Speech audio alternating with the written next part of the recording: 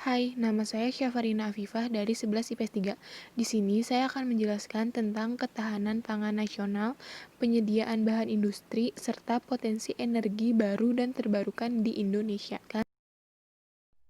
Pengertian ketahanan pangan. Ketahanan pangan merupakan situasi ketika semua rumah tangga mempunyai akses, baik secara fisik maupun ekonomi, untuk memperoleh pangan bagi seluruh anggota keluarganya, dan rumah tangga tidak berisiko untuk mengalami kehilangan kedua akses tersebut.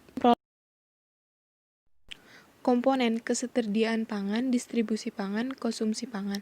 Tantangannya, lahan, iklim dan cuaca, teknologi, dan infrastruktur. Potensi A. Sumber bahan pangan nabati, yaitu ada padi, jagung, kedelai, dan kacang tanah. B. Sumber bahan pangan hewani, ada peternakan dan perikanan. Bahan industri adalah material yang mengelola bahan mentah, bahan baku, barang setengah jadi, atau barang jadi menjadi barang yang bernilai lebih tinggi. A. Bahan mentah adalah bahan yang diambil langsung dari alam atau yang diperoleh dari usaha manusia untuk memenuhi kebutuhan industri, contohnya getah karet. B. Bahan baku adalah bahan mentah yang telah diolah secara ringan, biasanya masih jauh dari barang jadi, contohnya bubur kertas.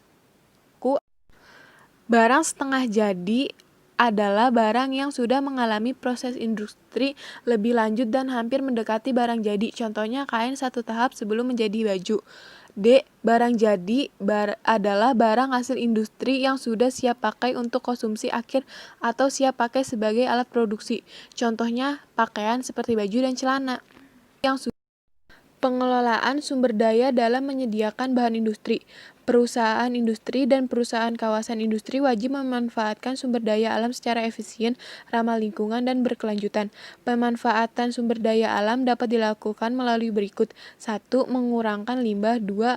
Penggunaan kembali. 3. Pengelolaan kembali dan pemulihan. Energi baru dan terbarukan. Energi baru adalah jenis-jenis energi yang pada saat ini belum pernah dipergunakan secara massal oleh manusia dan masih dalam pengembangan. Contohnya, pemanfaatan sel surya untuk menyalakan lampu lalu lintas. Energi terbarukan adalah energi yang ketersediaan sumbernya bisa dipulihkan dengan cepat setelah sumber itu digunakan atau dihabiskan secara alami.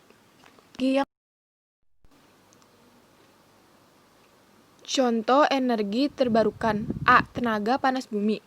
Energi panas bumi merupakan energi panas yang berasal dari magma berada di bawah permukaan bumi dan umumnya berasosiasi dengan gunung berapi. Energi panas bumi telah dimanfaatkan untuk pembangkit listrik. B. Energi air. Indonesia memiliki curah hujan yang tinggi serta topografi yang beragam akibat aktivitas tektonik yang ada. Hal tersebut menyebabkan banyak aliran sungai di Indonesia. C. Bioenergi. Bioenergi adalah energi yang dihasilkan dari produk makhluk hidup. Produk makhluk hidup tersebut dinamakan biomasa. Produk biomasa yang dikembangkan sebagai sumber energi secara luas antara lain biodiesel, bioetanol, serta biogas. D. Energi matahari atau surya. Energi matahari atau surya dimanfaatkan sebagai pengembangan pembangkit listrik tenaga surya. D.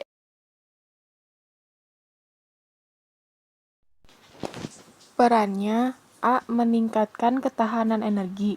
B. Meningkatkan akses terhadap energi bersih termasuk akses terhadap listrik. C. Memberikan kontribusi terhadap lingkungan. Sekian dari saya, terima kasih.